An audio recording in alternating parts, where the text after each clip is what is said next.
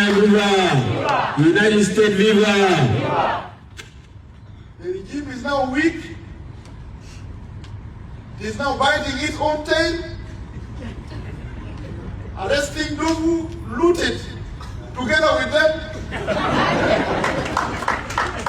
If Salva Kiir wants reform in terms of fighting corruption, he must arrest himself.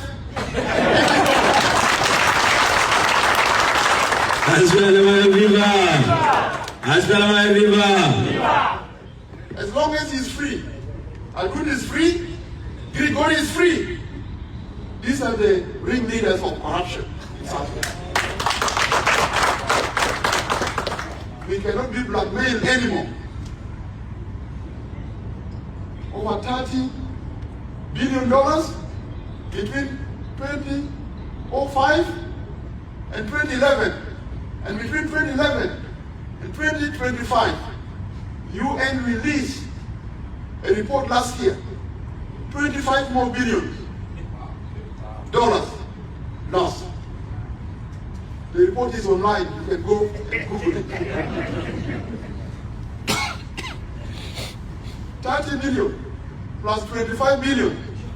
Those who know mathematics, how much? Over $55 billion. No roads, no hospital, no schools, no security, no stability, no nothing. No salary. Even no salary.